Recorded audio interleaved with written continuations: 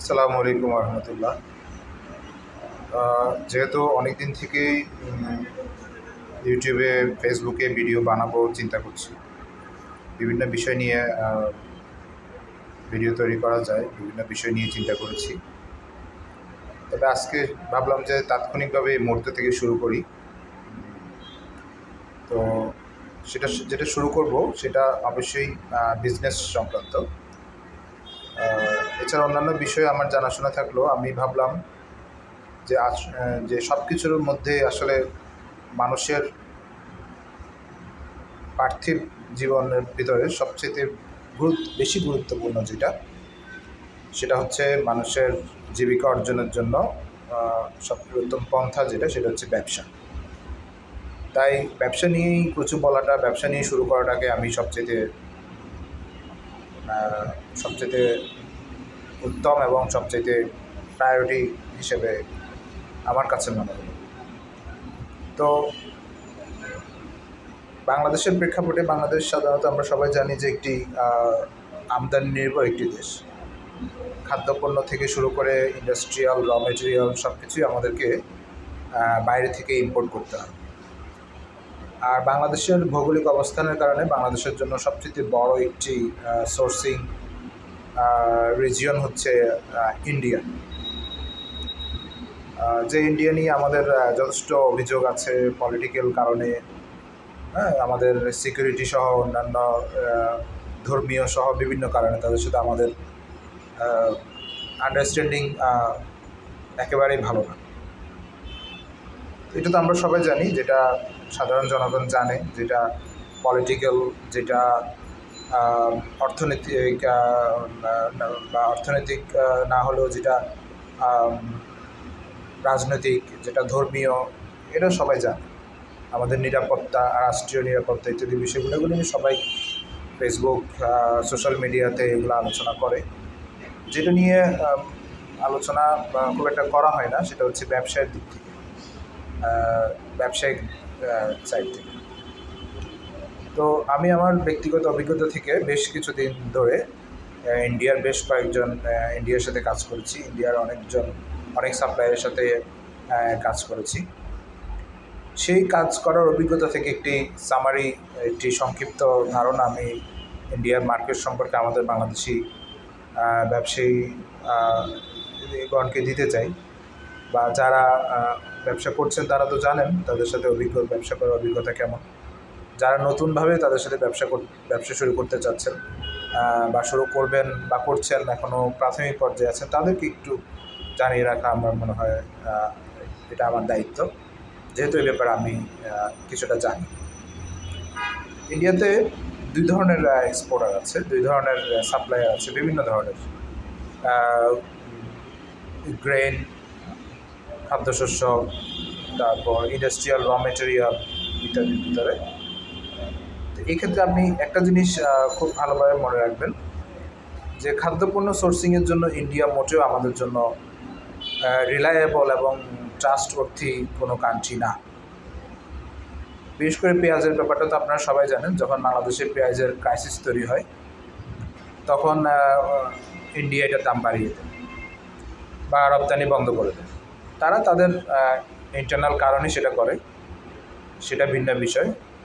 সমস্যা হচ্ছে আমরা সেই জিনিসগুলো আগে থেকে পূর্বানুমান করে আমরা কেন ব্যবস্থা গ্রহণ করি না, সেটা হচ্ছে সবচেয়ে বার্নিং কোশ্চেন। আমাদের কেন বিকল্প সোর্সিংয়ের ব্যবস্থা আমরা করি। যাই হোক, গত 15 বছর যেটা হয়েছে, গত 15 বছর বলতে আমি বিগত ফ্যাসিস্ট সরকারের সময়ের 15 বছরকেই বোঝাচ্ছি। তো সেই সময় এটা হয়নি, কেন হয়নি সবাই আপনারা জানেন, সেটা নিয়ে নতুন করে বলার কিছু নেই। তবে বিগত অন্তর্বর্তীকালীন সরকারের সময় থেকে আমরা দেখতে পাচ্ছি এই ব্যাপারে বাংলাদেশ সরকার খুবই ভালো একটা অবস্থান নিয়েছেন, সেটা প্রশংসার যোগ্য। এখন পর্যন্ত সেটা চলছে, আমরা আশা করি আগামীতেও সেটা চলবে ইনশাল্লাহ।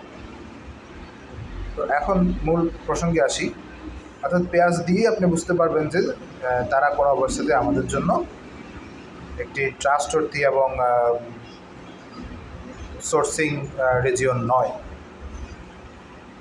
একইভাবে অন্যান্য খাদ্যপণ্যের বেলায়ও যেটা হয় যে তারা সব রকম কাগজপত্র সব কিছুই ঠিকঠাক তারা প্রোভাইড করে, কিন্তু সাধারণত ইম্পোর্ট এক্সপোর্টের বেলায় যে ডকুমেন্টেশন হয় সেই ডকুমেন্টেশনে বাংলাদেশের আইন অনুযায়ী অনেক ধরনের ডকুমেন্ট শিপিং ডকুমেন্ট দিতে হয়, সেগুলো তারা দেয়।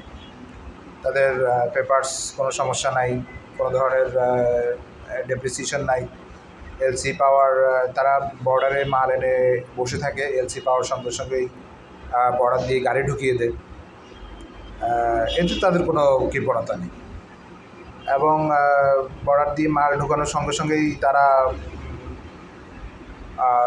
পেমেন্টের জন্য পেমেন্টের জন্য তারা বারবার কল দিতে থাকে, বারবার আপডেট দিতে থাকে। তার দৃষ্টি থেকে, একজন ব্যবসায়ীর দৃষ্টি থেকে এটাকে আমি সমালোচনা করছি না। কিন্তু যখন আমরা অ্যাকচুয়ালি ফিজিক্যাল প্রোডাক্টগুলো যখন আমরা হাতে পাই, বিশেষ করে খাদ্যপণ্যের বেলায় বলছি, সমস্যাটা শুরু হয় তখন। প্রথম সমস্যা হচ্ছে ওয়েট। তারা মারাত্মকভাবে ওজনে কম দেয়, এবং এই ওজনে কম দেয়টা এমন না যে আমার পরিবহনের সময় প্রোডাক্ট গাড়ি থেকে পড়ে গেল, ড্যামেজ হলো, ব্যাপারটা তা না। একদম ইনটেক যে পণ্যের, যে খাদ্যপণ্যের যে বস্তা, সেই বস্তায় ওজন করে দেখা যায় এটি বিশাল পরিমাণের, তাদের দেওয়া ওজনের যে ডিক্লেয়ার, যে সার্টিফিকেট, যে ডকুমেন্ট, তার সাথে আমাদের এখানকার ওজনের একটি বিশাল একটা ফারাক দেখা যায়, যেটা সম্পূর্ণভাবেই অযৌক্তিক। তারা অনেক দাবি দাওয়া করে যে এই কারণে হয়েছে, ওই কারণে হয়েছে, কিন্তু সেটা কখনোই আমার কাছে বিশ্বাসযোগ্য বা যুক্তিসঙ্গত মনে হয়। এরপর আসি তাদের পণ্যের কোয়ালিটি। তারা যখন পণ্য বিশাল একটু বড় ভলিউমের যখন কোনো কিছু আমাদের দেশে পাঠায়, আমি আবার বলছি খাদ্যপণ্যের বেলায় বলছি, যেগুলো ফাস্ট মুভিং কনজিউমার গুডস, এগুলোর ব্যাপারে বলছি। প্রথম দিকে তারা আপনাকে খুব ভালো কোয়ালিটির প্রোডাক্ট দিবে, প্রথম দিকে বা ফার্স্ট কনসাইনমেন্টে তারা আপনাকে খুব ভালো প্রোডাক্ট দিবে, ভালো কোয়ালিটির প্রোডাক্ট দিবে। কিন্তু সেকেন্ড কনসাইনমেন্ট, থার্ড কনসাইনমেন্ট, এভাবে করে আপনি একই এলসিতে 8-10টা কনসাইনমেন্ট বা 15-20টা কনসাইনমেন্ট যখন নেবেন, এর মধ্যে তারা ধীরে ধীরে খারাপ পণ্যগুলো মিক্স করতে থাকবে। এই খারাপ পণ্য মিক্স করতে গিয়ে দেখা যাবে আপনার ফুল কনসাইনমেন্টের প্রায় 50%ই আপনার খারাপ প্রোডাক্ট। এখন আপনি যখন বাংলাদেশের মার্কেটে, অনেক সময় বাংলাদেশের যে ল্যান্ড পোর্টগুলো আছে, ল্যান্ড পোর্ট দিয়ে ইন্ডিয়া থেকে বেশিরভাগ ক্ষেত্রে পণ্যগুলো ঢুকে, আমরা অনেক সময় সেই প্রোডাক্টগুলো চেষ্টা করি যে পরিবহন খরচ বাঁচানোর জন্য সেগুলা ল্যান্ড পোর্টেই সেগুলো বিক্রি করে দিতে। এটা হয়, আপনি বেনাপোল দিয়ে যদি পেঁয়াজ আনেন, হেলি দিয়ে যদি পেঁয়াজ আনেন, ওখানেই অনেক বায়াররা যায়, তারা সেখান থেকেই মালটা কিনে নেয়। তো আমরা হচ্ছে ইম্পোর্টার, যারা চট্টগ্রাম, ঢাকা বেস্ট যারা ইম্পোর্টার আছেন, তারাও চেষ্টা করেন যে মালটা সেখানেই বিক্রি করে দিতে, যাতে তাদের পরিবহনের যে রিস্ক আছে এবং খরচ আছে সেটা বাঁচিয়ে তারা প্রফিট করতে পারে। তো সেখানেই দেখা যায় যখন বায়ার যখন মালটা ভিজিট করে, প্রোডাক্টটা দেখে, সে যখন, আমরা একটা জিনিস তো সবাই জানি যে প্রথমে দর্শনদারি, তারপর গুণ বিচারি। তো প্রথমেই যখন তারা পণ্যগুলো দেখে, পণ্যগুলা দেখতেই ভালো দেখা যায়। যখন একটা পণ্য দেখতেই ভালো দেখা যায় না, তখন সেটার যে বায়ার আছে সে আর সেটার কোয়ালিটি নিয়ে, সেটার গুণাগুণ নিয়ে চিন্তা করা যায় না, কেউ চিন্তা করে না, আপনি, আমি, আমরাও চিন্তা করবো না। প্রথমে একটা জিনিস আমাকে দেখতে ভালো লাগতে হবে, প্রোডাক্টটা ভালো হইতে হবে। এটা খেয়ে দেখার পর এটার স্বাদ কেমন, এটার অন্যান্য গুণাগুণ কেমন, এটা আসলে তখন কেউ দেখার চিন্তা করে না। কারণ সে যখন আরেকজনের কাছে পণ্যটা বিক্রি করতে যাবে, সে কিন্তু একই বিষয়টা দেখবে যে প্রোডাক্টের কোয়ালিটিটা কেমন, প্রোডাক্টটা দেখতে কেমন। তো এক্ষেত্রে তাদের এই সমস্যাটা, এই যে তাদের দ্বিতীয় সমস্যা, তারা কোয়ালিটিতে খুবই মিক্স করে। তো শেষ পর্যন্ত আর ব্যবসায়ী এই কোয়ালিটির ক্ষতিপূরণ দিয়ে সে আর এটা প্রফিট করতে পারে না। অনেক সময় তাদেরকে খুব জোরাজোরি করলে, খুব চাপাচাপি করার পর তারা কিছু ক্ষতিপূরণ হয়তো কোনো সাপ্লায়ার দেয়, যারা ছোটো ছোটো সাপ্লায়ার আছে, মিড লেভেলের সাপ্লায়ার আছে, এক্সপোর্টার আছে, তারা দেয়। কিন্তু বড় সাপ্লায়ারদের সাথে কাজ করতে গেলে এটা খুবই ডিফিকাল্ট। আপনি অনেক বড় সাপ্লায়ারের কাছ থেকে ছোট সামান্য কিছু পরিমাণ মাল নিলেন, তারা আপনি 100 কেজি 500 কেজি বা 1 টন মালের জন্য আপনি ড্যামারেজ ক্ষতিপূরণ দাবি করলেন, এটা তারা কখনোই আপনাকে দিবে না। তারা বলবে যে আমাদের অন্যান্য জায়গায়, বাংলাদেশের অন্যান্য জায়গায় আমাদের প্রোডাক্ট যাচ্ছে, হ্যাঁ, সুতরাং তুমি যে দাবি করছো এটার কোনো সত্যতা নেই, কোনো বাস্তবতা নেই, এটা দেওয়া সম্ভব না। তাহলে এই 1 টন মাল যদি আপনার লস, আপনি যদি বিক্রি করতে না পারেন বা নষ্ট থাকে, তাহলে আপনার লাভটা, প্রফিটটা এখানেই শেষ। তো আপনি এটার পিছনে যত শ্রম দিলেন, ব্যাংকের ইন্টারেস্ট দিলেন, সেগুলো আপনি আর উঠাতে পারবেন না। এতে করে আপনি আপনার মোটামুটি ব্যবসাটাই হারিয়ে ফেলবেন। আর এখন তো অনেক কম্পিটিশন মার্কেটে, যে কোনো ব্যবসায়। এটা গেল 2 নম্বর। 3 নম্বরটা হচ্ছে বাংলাদেশ এবং ইন্ডিয়া পাশাপাশি কান্ট্রি হওয়ার কারণে বাংলাদেশের ওই সকল পণ্যের বাজারে তাদের প্রচুর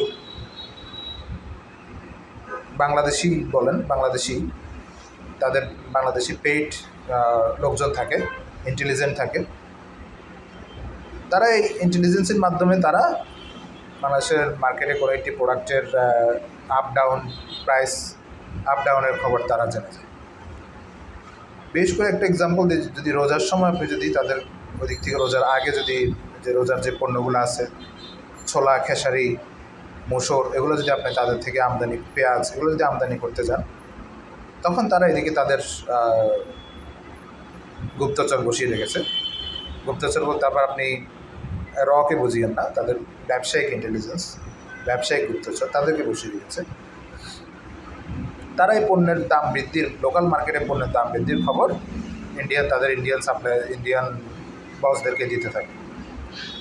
যখন বাংলাদেশি কোনো ইম্পোর্টার তাদের সাথে প্রাইস নেগোসিয়েশনে যায়, তখন তারা এই প্রাইসের উপর ভিত্তি করে বাংলাদেশি প্রোডাক্টকে প্রাইস দেয়। বাংলাদেশি ইম্পোর্টাররাও অনেক ক্ষেত্রে দেখা যায় তারা খুব একটা যাচাই বাছাই না করেই, বা সে মার্কেটে এই প্রোডাক্টটা কী পরিমাণ ঢুকছে, চাহিদা কেমন, এগুলো ভেরিফাই করার বাংলাদেশের কোনো সরকারি প্রতিষ্ঠান বা তাদের বিভিন্ন যে অ্যাসোসিয়েশন আছে, তারা এই ধরনের সিস্টেম ডেভেলপ করেনি। সিস্টেম ডেভেলপ না করার কারণে তাদের কাছে এই প্রোডাক্টটা কী পরিমাণ আমদানি হলো, চাহিদা কী পরিমাণ, এটা যাচাই বাছাই করার তাদের কাছে কোনো ডাটা বা কোনো ধরনের সুযোগ থাকে না। ফলে তারা লাভের আশায় দ্রুত এলসি খুলে এবং প্রোডাক্ট ডেলিভারি নিয়ে নেয়।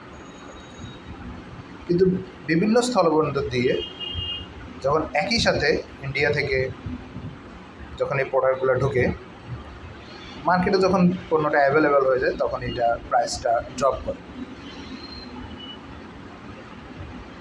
কিন্তু যখন প্রোডাক্টটা তারা কিনছিল, তখন কিন্তু প্রাইসটা অনেক বেশি ছিল, স্বাভাবিকভাবে তখন ডিমান্ড ছিল, এবং সেই প্রাইসের উপর ভিত্তি করে তারা প্রোডাক্টটা ইম্পোর্ট করেছে।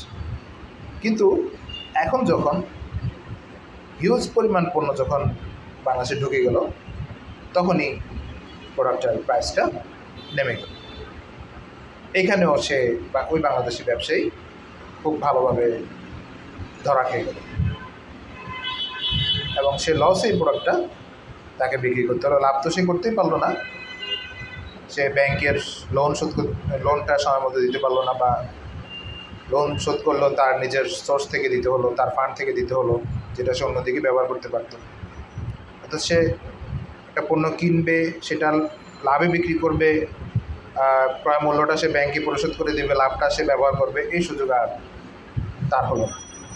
এভাবে করে একের পর এক কনসাইনমেন্ট, একের পর এক ডিল করতে গিয়ে একসময় সে তার পুঁজি হারিয়ে ফেলে এবং সে আর ব্যবসা কন্টিনিউ করতে পারে না। তো এই 3টা ব্যাপারে আমি আপনাদেরকে সাবধান করারটা দায়িত্ব মনে করলাম, যে যখন ইন্ডিয়া থেকে আপনারা কোনো প্রোডাক্ট, কোনো কিছু কিনবেন, তখন এই ব্যাপারগুলো আপনারা মাথায় রাখবেন। আর সবচেয়ে আপনারা চেষ্টা করবেন যে মার্কেট এবং প্রাইসটা নিশ্চিত হতে। আপনি মার্কেট ঠিক করার আগে কখনোই আপনি এলসি করবেন না, এবং প্রোডাক্ট কেনার জন্য সাপ্লায়ারের সাথে কন্ট্রাক্ট করবেন না। ধন্যবাদ। আসসালামু আলাইকুম।